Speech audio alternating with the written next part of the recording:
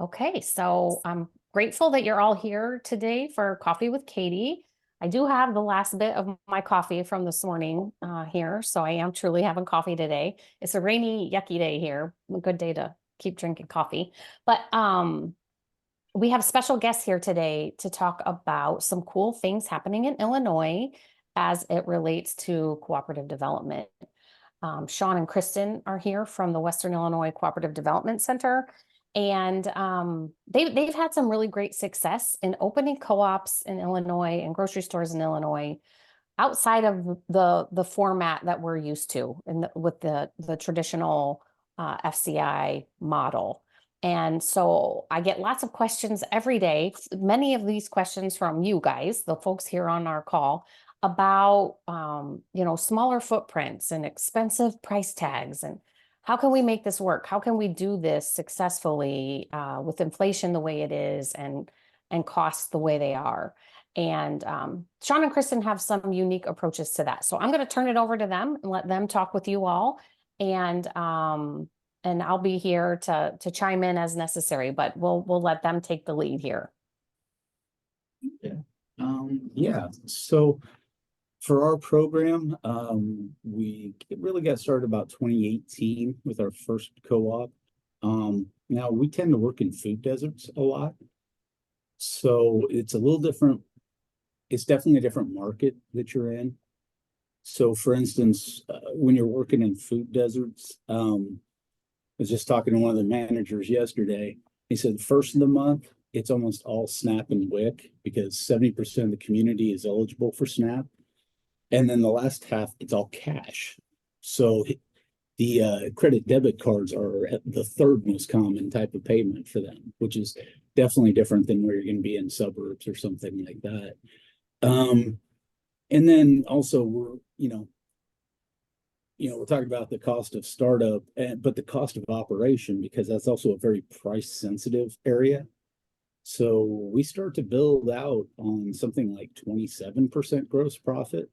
And I know co-ops 30, 35, up to 40 even. So that makes it really tough for us to break even. But if we were anywhere above that, it wouldn't work at all. I mean, there'd be no point because people couldn't afford to go there. And contrary to popular belief, folks that are on SNAP are very price conscious because they have a limited amount of food money.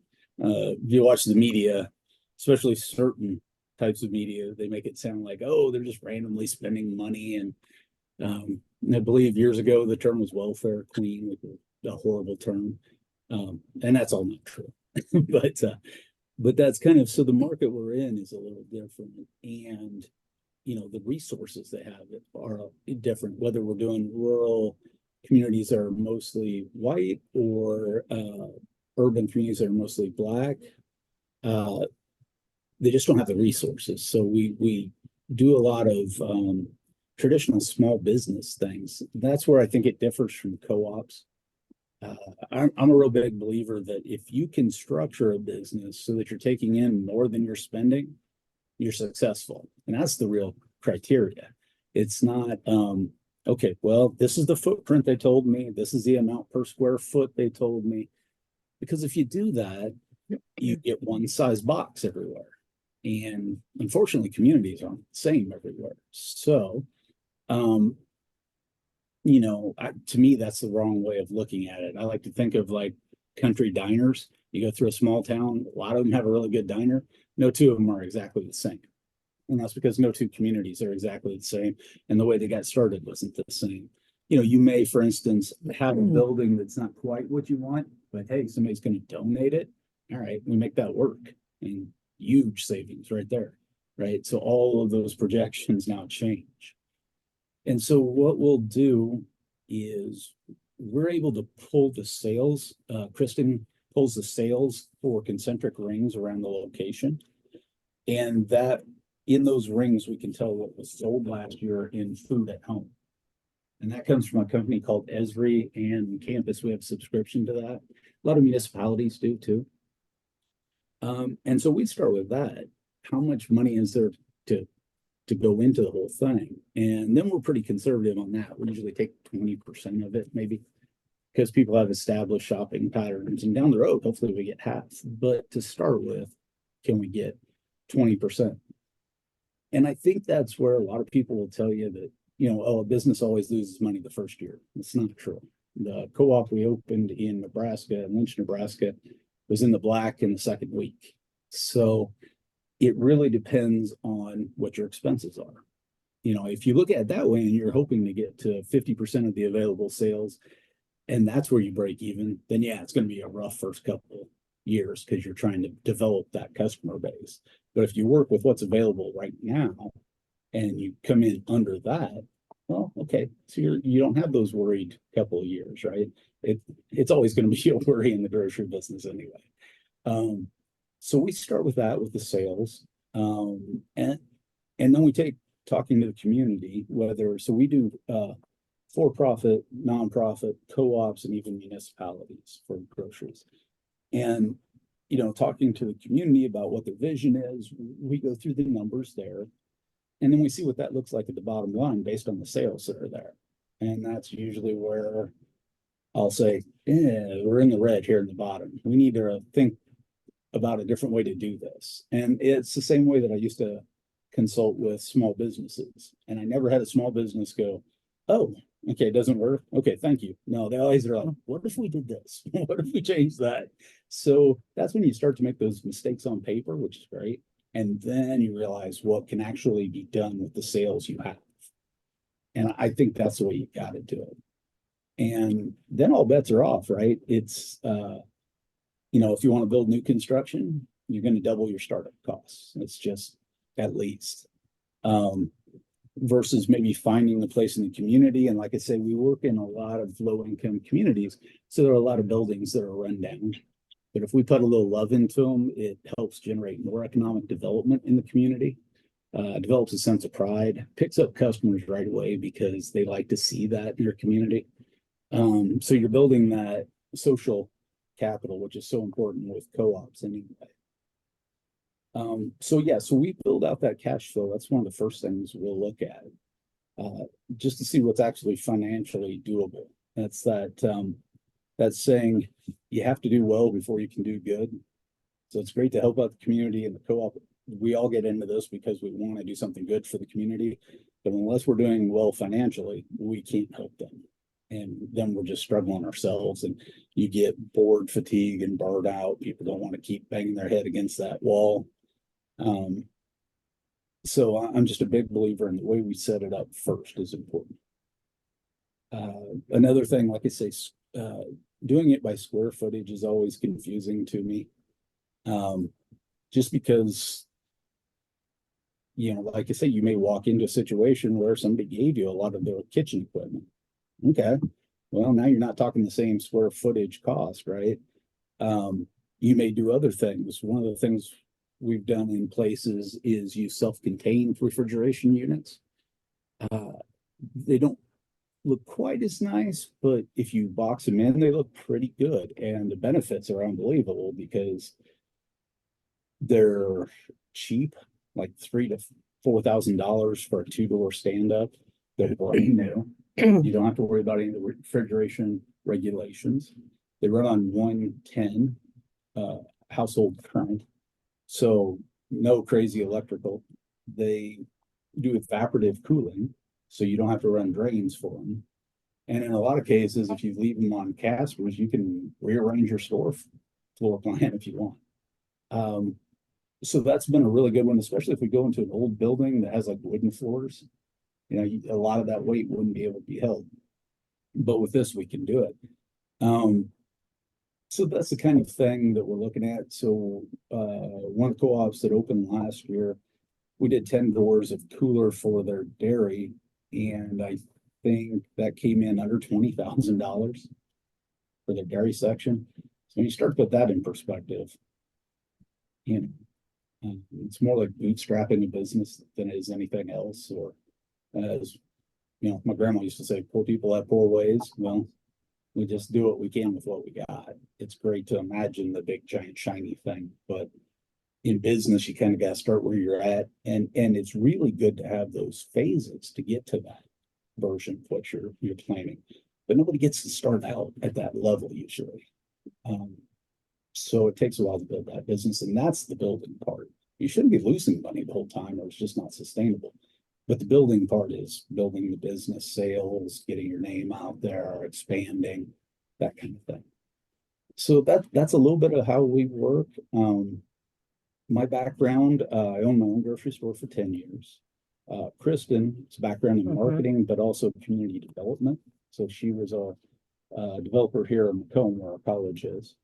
And so we can bring things like looking at TIF districts, looking at enterprise zones, revolving loans. She's very good with that stuff. Has managed some of those, and kind of combining the two. So we're more of a community development than co-op development.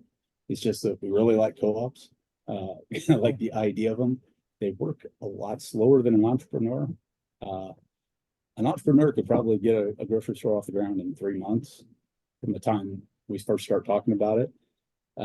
Co-ops, I've had guys take 3 months to come up with the name. So, it's a different ballgame. And grants are the same way. They may only come out once a year. So if we identify something that's great for your project, do we want to wait 9 months to apply and then another 3 months to find out? And we've all gotten a year older and changed jobs and moved on. So it's tough to do it that way. I shoot for a year is really where I shoot for. Can it be open in a year? Like I say, an independent person, entrepreneur could be open in 3 months. Some of the co-ops we all know, 5 to 7 years. I may not be doing this in 5 to 7 years. So I hate to start a project I'm not going to see the end of, right? You never know. And so I shoot for about a year time frame if possible. There's always setbacks. And then when you work in really high poverty areas, the social capital is tough. So just getting enough people to a meeting is tough. This guy doesn't like that guy. And everybody has a survivor mentality. So they're really all thinking, what's in it for me? You have to kind of change that too. So that takes a little bit. But we've done, let's see, 1, 2, 3, 4, 5, 6, 7 stores. And I think all of them have taken under a year, except for this last one, which was in Cairo, Illinois. And that was part of it. It took us a year to probably get people on board, and there's still all kinds of rifts there and board dynamic issues. And then right now we are working with Farmer City, Illinois, and they're about 13 months into it. And we're very close to, we are incorporated. They have a building, it's 2,000 square feet, that will work for them. And hopefully by the end of the year, they'll be open. So that's another important thing. We've done from 1,400 square feet and still been able to provide fresh produce, a deli, and fresh meat. Up to, I think Chuck's is probably 10,000, 12,000 square feet. It's a pretty good sized store. So and again, it all goes back to how do we set it up? Can we pay the bills? That's the most important thing on any business. And then if we're okay and comfortable, we're not having emergency board meetings to go, how are we going to meet this bill? You're going to keep your manager longer because there's less stress on them.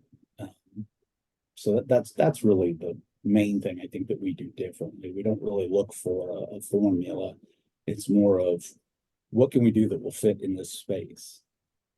Sometimes you get started and then a benefactor comes along and says, how much do you need? You know what, we can do part of that. And then, hey, great. So it changes the whole formula too. Because if you think about what we're trying to do, whether it's grocery stores in food deserts or co-ops providing natural food or local food that they're not getting, basically anytime we go in, we're trying to do something that a corporation has decided isn't doable for them. And if you put it that way, it's a little bit of a downer, right? So what we've got to do is something different. And that's where setting it up correctly is important, and taking advantage of things like the grants and stuff that a regular business can't do. And that helps us. So for instance, we have a really great program in Illinois that's almost launched, I would say. They've done their first couple grant openings, but They haven't graded any grants. They haven't handed out any money. They haven't even paid the technical assistants yet, which is us. But it's a great program in that it does both replacement grants for equipment. So if you have an existing store that, should it close, it's going to create a food desert, we can come in, help them identify which ones are costing them the most amount of money. And then this grant is a 75% reimbursement on it. So if they replace like a big freezer unit, it's going to reduce their electric cost, it's going to reduce their repair costs, and they're going to get 75% of that back.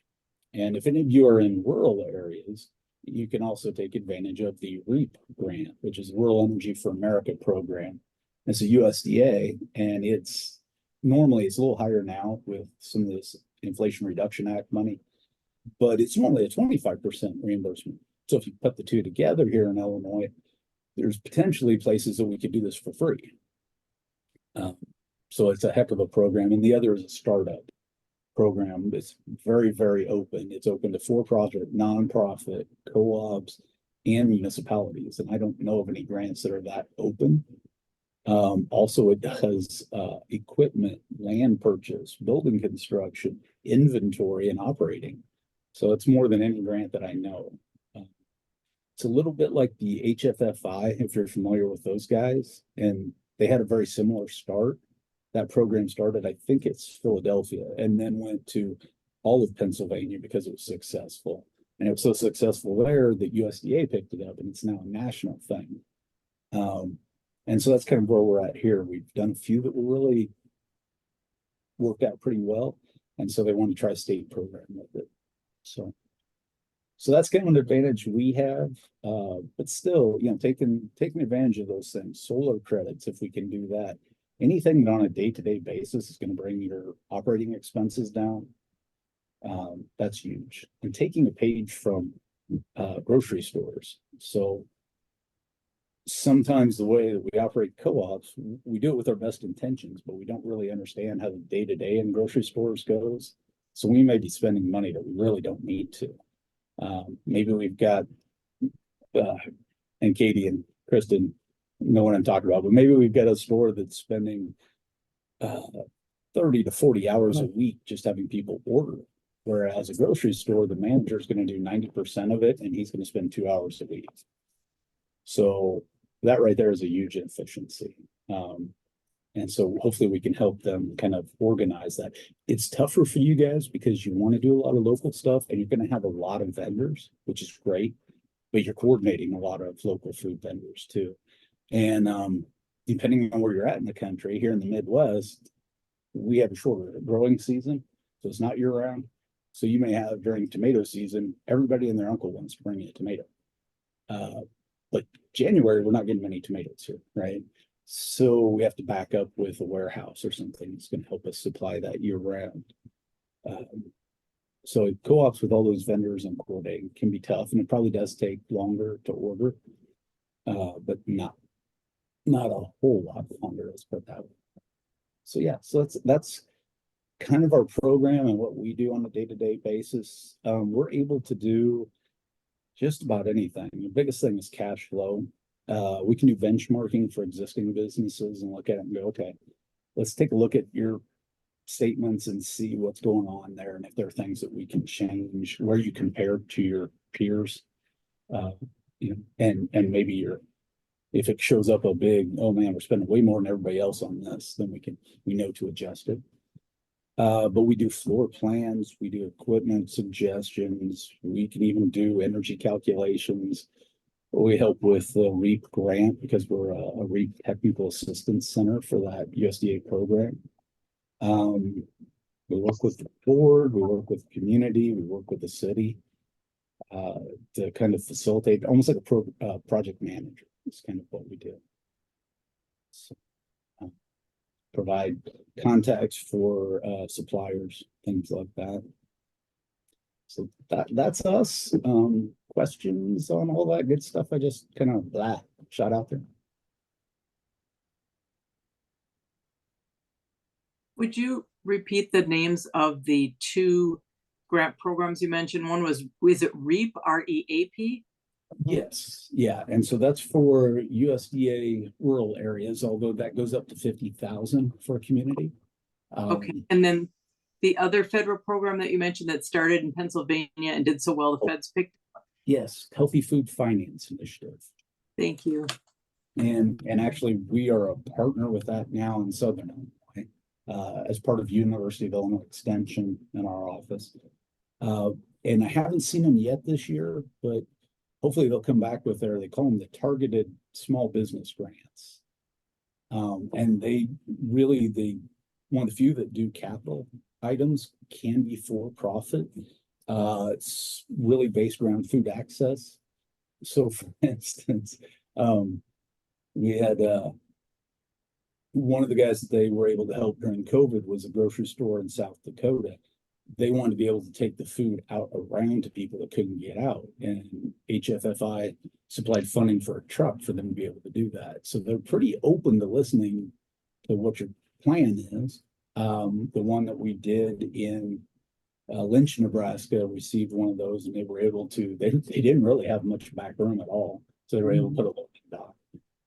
I think kind of on average, they're around $100,000 is where you're at. But here in Illinois, we have some folks put together a mobile farmers market. They helped with that. So it's a really great program. I see Bay City Cooperative Market. Hi, yeah. I was just kind of curious. Are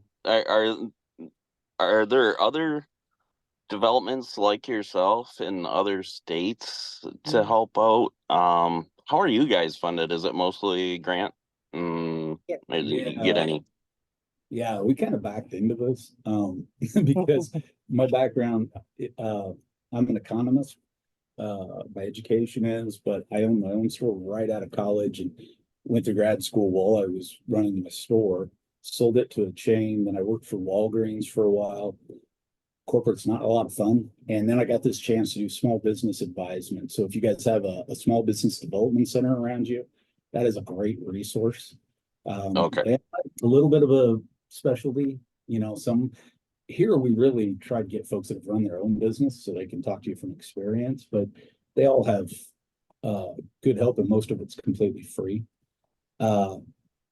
And then from my end, we started working with co-ops. We have a rural co-op development grant, and we've been lucky enough to get that several years. But we didn't have anybody doing I guess you would call them feasibility studies. I shy away from that term a little bit, just because once you say feasible, they're like, oh, okay, it's going to succeed. It's not the truth.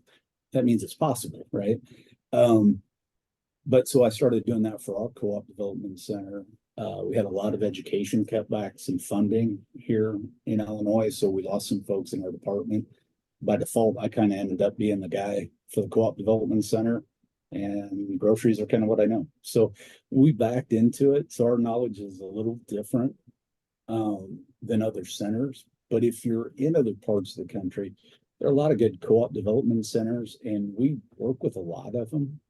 And if anybody gives us a call, we're glad to help.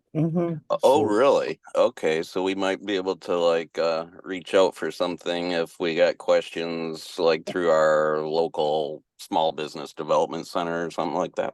Yeah. Yeah. Where are you located at? Bay City, Michigan. Oh, Does Michigan even have one? We have a SBDC. But you don't have a cooperative but what they have, No. center. but Michigan State has a regional food business center. It's like a $50 million grant that USDA gave them. They have an area that's supposed to cover all through Chicago. So technically there are guys, but we never see them downstate. But they can help with some of this as well. But you could talk to us directly too, and we'd be glad to do what we can from a distance. Oh, okay. So Really appreciate it. yeah, if you have questions, some things might be different. Like I've really, in the last year, because of this Illinois Grocery Initiative, I've made a lot of contacts with equipment guys and warehouse guys, providers that are in Illinois, just so that I can guide our grocery stores to them. So I may not know who's the best in your area. Some of them are national, some aren't. Yeah, we have reached out to the MSU food or the extension, I think. And they did send somebody up for to talk to us. At one point he was able to help out with like a couple of the financial projections, but it wasn't a whole lot of he didn't have a whole lot of cooperative experience, it didn't sound like. Right. Yeah, that's true. Not a lot of folks do, I guess. Right. Of course, that college is so big. I was up there for a meat cutting course, and I asked them about the regional food business center thing because, like I say, it's a $50 million grant. So for our college, that's huge. And the extension folks had no idea what it even was. And I was like, really? Because that'd be all we'd be talking about at Western if we had something like that. Yeah. Yeah, so please reach out to us. We'd be more than happy to help talk to you. For sure. All right, thank you. Yeah. It looked like we had another question. I thought I saw another hand up. Maybe it was, It was Michael, but he left. oh, shoot. We missed him. Sorry. Sean or Kristen, would you guys be willing to share some examples, like maybe a specific store you've worked with or? Yeah. Sure. So the first one we worked with, this was kind of a one-man show for several years, and now we're just kind of off to the races. Now we've got help, but the first one I did, I had the idea for how I wanted to do it and talked to a lot of small towns, and you get 4 or 5 guys that were like listening, but not a lot of community buy-in. So we reached out to, well, actually, the city of Winchester, which is 1,700 people, reached out to us.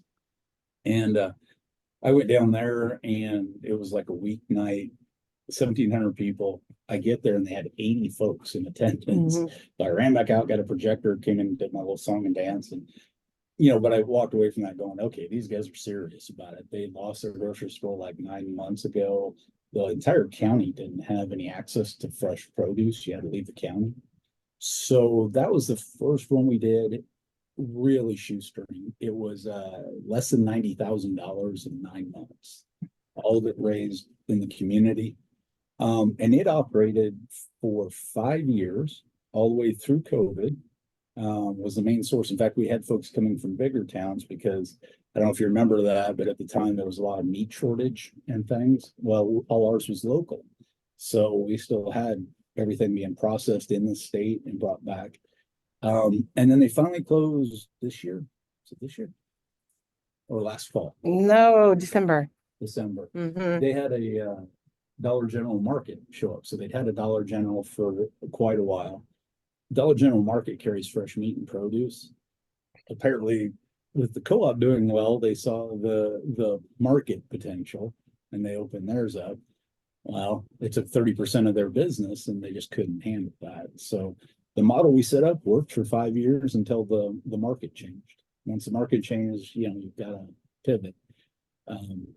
Should we show a couple of them? If you want to see pictures. So yeah. Which ones you got for Winchester? Let's see. Yeah, the one right below that. Yeah, I'm trying to see. You got to pop out. Maybe. So that was the first one we did. And you talk about working with folks in different areas. University of Nebraska has a great co-op development center group there. And Charlotte Nargis is their co-op director. And she saw me speak somewhere. And we partnered on 2 grocery stores together out there in Nebraska. They're both open still, been open a couple years. The first, like I say, the first one we did, their break even was like, they were doing 220,000 in sales a year. That was it. We wanted to make some improvements when that guy closed. So our break even was 260,000. First year they did over 300,000. So they were doing good. It's just, it matched the sales that were there, the money we spent. Which one did you show? Which one? Lynch? Yeah, I don't know if you got Yep, that. got Lynch. Oh, did you go back? Can you go back? Yep. Yeah. So Too long? no. Winchester? Winchester, yeah. I was just gonna. Oh, we got Mount Pulaski too. That one. This So- one. So to give you an idea, this is the whole store. This was the first one we did. It's about 1,400 square foot. That's only 1,000 square foot. And then off to the side, we had a meat section there. But it was able to, on the left, down the sidewall, that produce case was the only refrigerated produce case in the county. So it was the only place you could buy lettuce in town, which for a farming community is kind of ironic, I guess, to say the least. The back was a fully functional deli. Doesn't look like it, but it was all certified, triple sink, hand wash sink. They were making soups and salads and sandwiches. And then eventually, I guess they did expand upstairs because it's a small downtown building.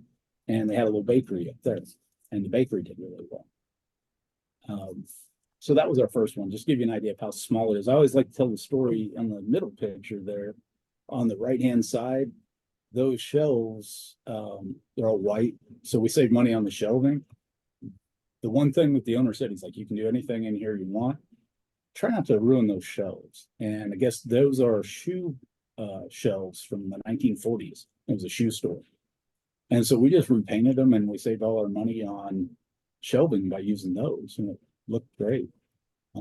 We'll show you Mount Pulaski. So that's the kind of thing too, that, you know, again, when I say, well, it's so much per square foot. Well, how do you figure the shelving on the side of the wall? Mount Pulaski on the left there, the shelving on the left side, the light blue, the town's shop class built, which was a great business move because then everybody's grandma comes in and tells everybody, oh yeah, that's my grandson helped build that, right? So you're already reaching out to the community that way. And again, produce, dairy, everything's fairly small there, but that's the footprint that we were working with. And at the time, to work in the cash flow, that worked. Now, I think they're gonna move out of this location and partner with a producers co-op called Farm Fed. A lot of the board members who set this up immediately left. I wish they'd have stayed on. Did a great job getting it started and immediately left to start this producers co-op because a lot of those guys were farmers. So it'd be nice to have them working together again. I think it'll go a lot smoother. Here's Cairo. Yeah, Cairo. Big city Cairo. Yeah. This was the one that took the longest. I've been a food visit for, I think at that time, 7-8 years. We went in this building because it was one of the few buildings that was inhabitable in town. Most of them were falling down. This was an old Piggly Wiggly store, so it was huge, and we just used the middle. But what we were able to do with that is there was already a restaurant, a Subway restaurant on one side. And so that's become a deli and sandwich shop. We have a building trades group from junior college in the back corner. And they helped work on some of the walls and things as part of their class. So we got a little free labor there. They've got like 1,000 square feet back there to do their work in. And there's 2 junior colleges involved with that. I was just there yesterday. We're finishing up the front right corner, and it's going to have a high school workforce development program in there where kids learn. It's a screen printing shop, but they'll learn the business aspect of it. And then they don't have a meat shop yet, but that's the next thing. And hopefully we can do some meat cutter training there. So it's a lot of workforce development to use the space. And also, if we can find a way to augment that income, then we're helping with our rent and things. I'm a big believer in that partnership. Communities that don't have food at all probably don't have a pharmacy. They probably don't have, a restaurant. They probably don't have. So if we can share space, it cuts our rent costs down and helps the community. One thing I try never to do is to compete with a local business. So if you have a really good bakery, hey, there's no sense us coming in with a bunch of baked goods. Can we work something out where you'll deliver to us? And we'll sell your product, you'll make more money, we're not competing. So that's kind of how we look at it.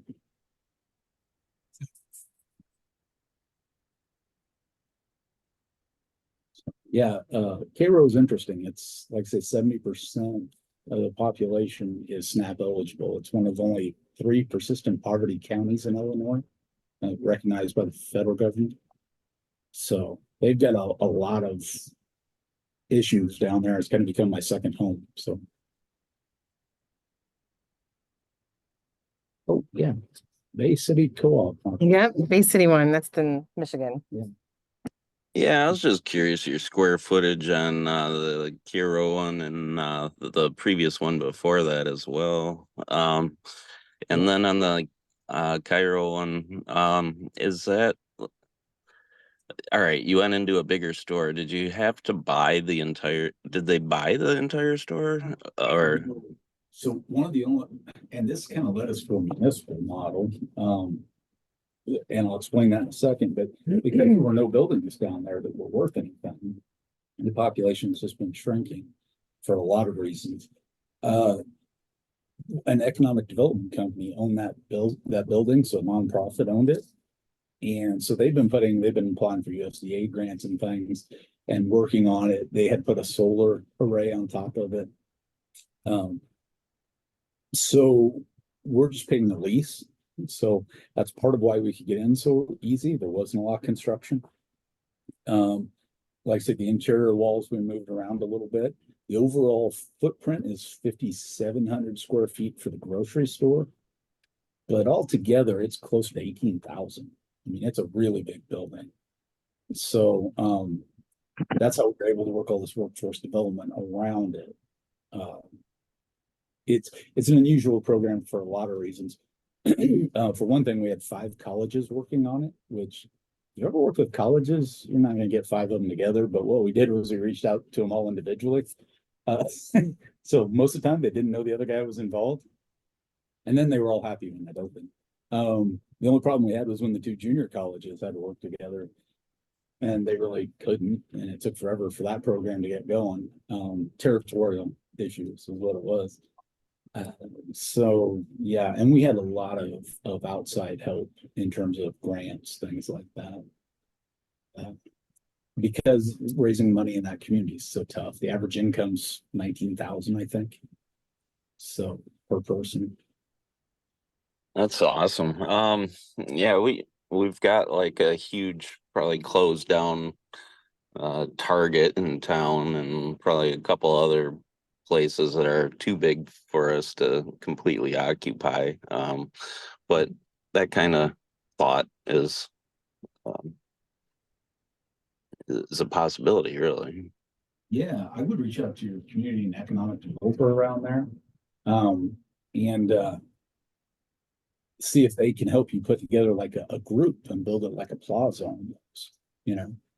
Say, hey, we're interested in this. We can't use all of that. We certainly can't pay the rent on it. But we definitely want to go here and we'd love to see that building used. But that kind of, so the thing about Cairo, and it's spelled Cairo, they pronounce it Cairo, like Cairo syrup. So the thing about Cairo, where was I going with that? Oh, yes, the nonprofit angle. So an economic development corporation owns the building. So they were able to apply for those grants. Well, as a co-op, you guys know we're for profit, right? So we're not eligible for a lot of these grants. So then that kind of led to, with our grocery initiative, the deputy governor really wants to see municipally owned. I don't know why. There's a lot of issues with that. If you city development, it's because, for instance, whenever the city buys something, they have to go through a bidding process. So you have to do that with every vendor that wants to sell to you. And every mayor I've talked to says, I don't want to be in the grocery business. So what we've kind of developed there, though, is a municipally owned model where it's kind of like the ambulance system. In a lot of municipalities, the ambulance system, the city or county may own the building and even the ambulances, but they don't have the technical expertise to run it. So then they'll put a bid out for a contractor that will get the city's contract for it. And so we're looking at a couple places in Illinois, a couple cities that are looking at doing that. Devil's in the details with all kinds of liability and stuff, but you could do a special use 0.25% tax for upkeep on the building. And then unlike the Target, it can never go into probate. It's owned by the city. And the city's has available more grants than anybody does. So they can put love into it that way as well. But if that guy closes, all they got to do is put another bid out. And they can be really flexible on the lease if they feel that's warranted. So there's a lot of benefits there, a lot more detail. And then somebody was interested in Lieutenant Governor. Yep, Paula asked, how did you get the attention of the lieutenant governor and the governor? And did you get grant money from the Illinois Grocery Initiative? Yeah, so kind of how that worked was I'd already been working on stuff for about 4 years, and we got some pretty good success. And in Illinois, we have something called the Governor's Rural Affairs Council. Mm. And it's kind of the genesis. It was created at the same time that our Illinois Institute for Rural Affairs is. So our office, our director is always on that board, but the chair is always whoever's the lieutenant governor. So at least in my mind, the way it kind of happened was my boss, Chris, was looking for somebody to fill a spot on a webinar. And said, hey, why don't you tell them about your program? So I told him about the program. Lieutenant Governor said, I really like this. This is a great idea. I'll have somebody contact you. And you know how politicians are. As soon as we hung up, I got a call from her chief of staff. And he said, well, the governor would like you to go down to Cairo and also up to Bernadine's area. So she'd asked about Inglewood too, which is great.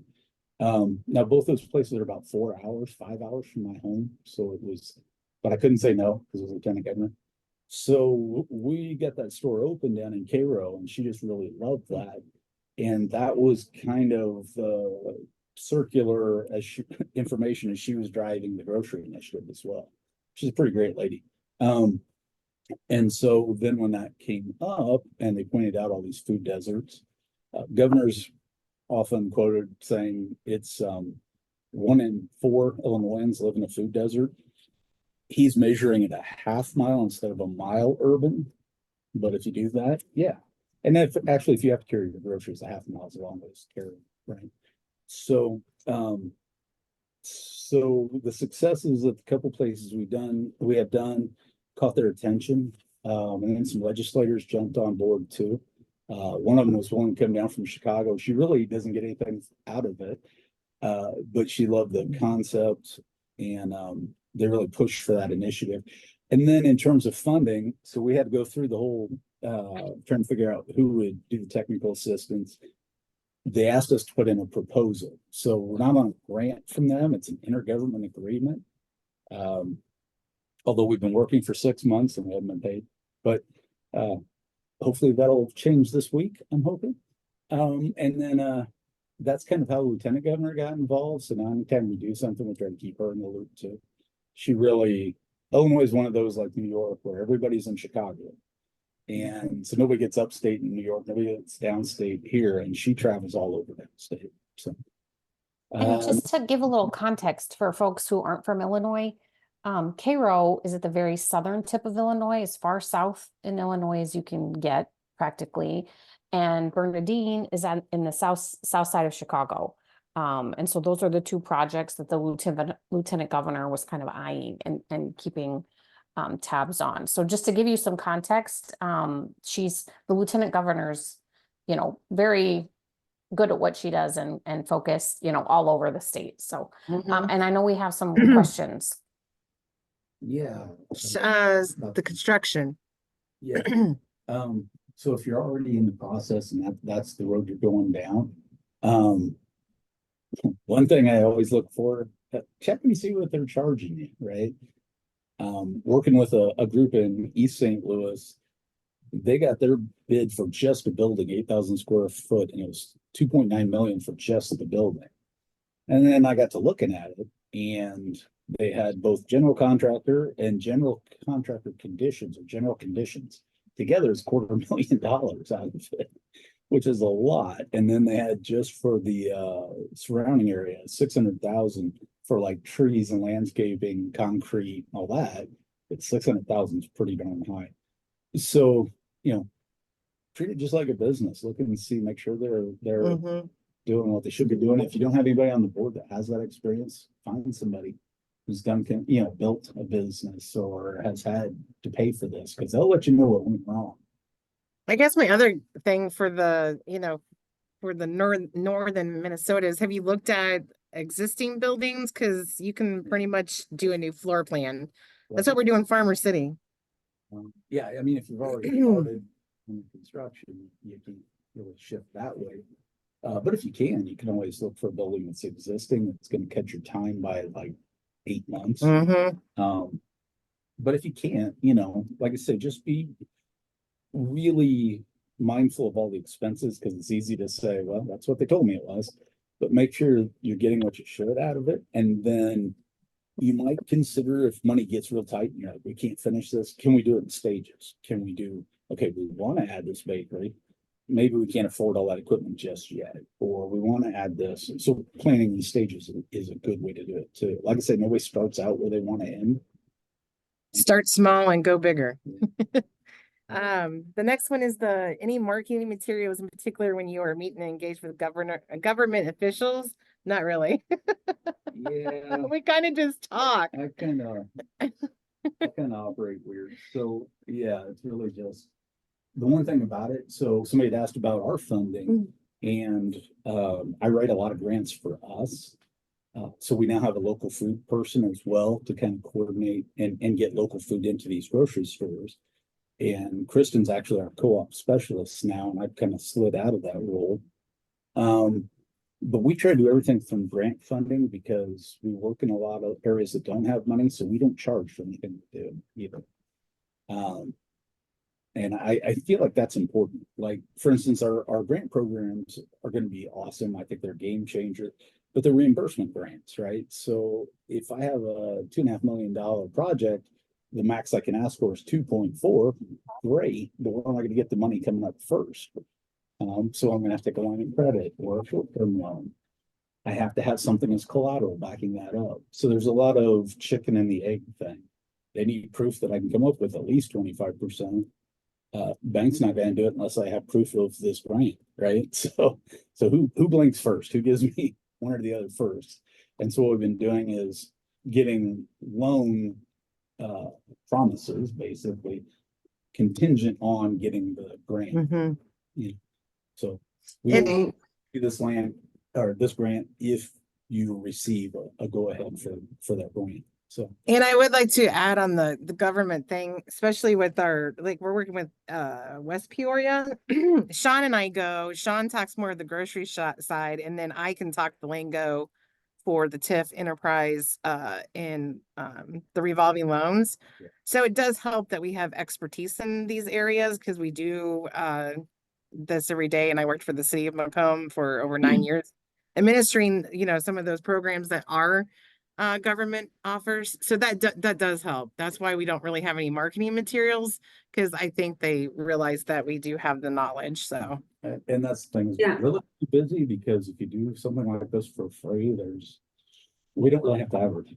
Mm-hmm. so talking to government officials, it's usually, hey, we're in your neighborhood, we're doing this. We think it might help our cause if you know it. So Yeah, I think there's some of us that are in Southern California, which is more less rural environment and more urban environment. And one question I have is, do you think like the cooperative, is Sheila still on the call? Oh yeah.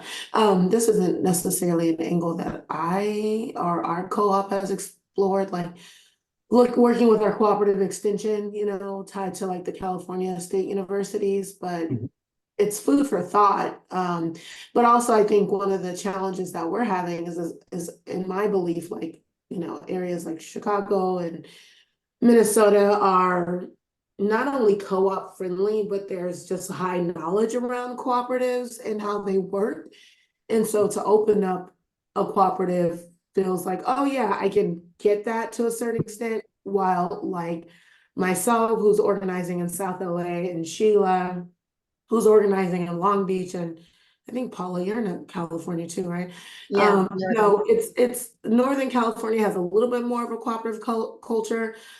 Southern California is just lacking that, and so it has been harder for us to like government officials can be engaged, but we're dealing with like a lot of political players, like a very large city council, very large city, like proof of concept questions, and all of these things, because we even had a cooperative that's been open in Santa Monica, which is on the west side of LA County. Santa Monica is its own city within LA. That's more affluent, more white, and I think they're celebrating, I don't know, 50 or 60 years, whatever, right? And they'd opened a second location in Culver City, which is closer to where we're organizing in South LA. And then that store recently closed within the last few weeks. Just due to a variety of, issues around management, but that was like what we called our big sister co-op and kind of that proof of concept. Well, this is happening not too far, like miles away, like a few miles, like, less than 10 miles away from us. So I just wanted to kind of explain like the climate and any suggestions you might have for our efforts here. I'll tell you, the co-op's always tough. I mean, it's tough in rural areas too, because those are very conservative, and when they hear co-op, they think kind of hippie-ish, We're doing the grocery initiative. I was testifying at the subject matter hearing, and somebody compared my work to Eastern Bloc Soviet Union. And I was like, well, first of all, that collapsed when I was in high school. But also, you don't know, you've never been there, so you don't really understand. It's not that, it's really self-sustaining. That's the goal, right? Like we're helping ourselves.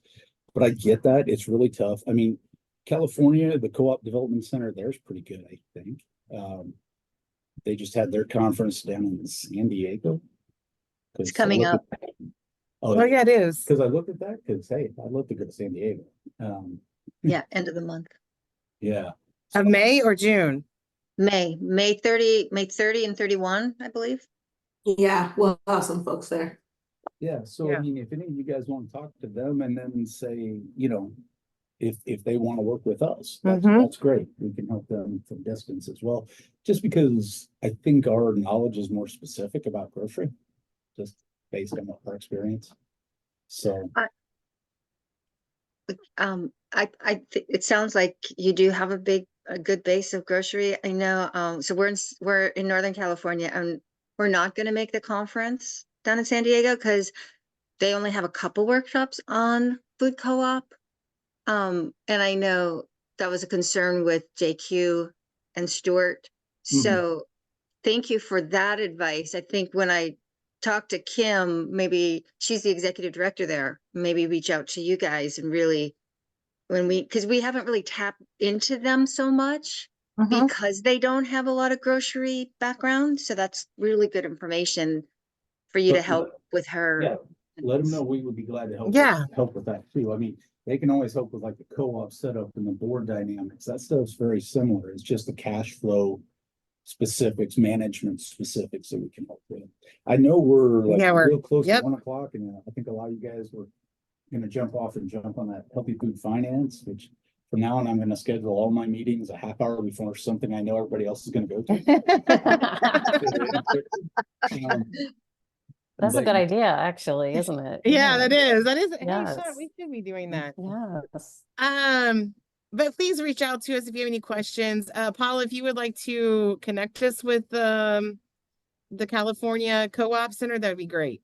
Yes, I will. Absolutely. Thank I you. will. Thank you. Thank you, Sean and Kristin. Cooperation works, but a direct link would be great. Yes, thank you guys. I think it's a refreshing way to look at what we're doing, and think about things in a different light. So Sean and Kristin, thank you so much. We appreciate you. Hey, thanks, Katie, for inviting us. And thank you for what you do. Oh, absolutely. Okay, I'll see some of you on the next call. All right, thank See you. ya. Thank you. Katie, Yes. just a quick question. When you download the recording, could you also download the chat? Oh, yes.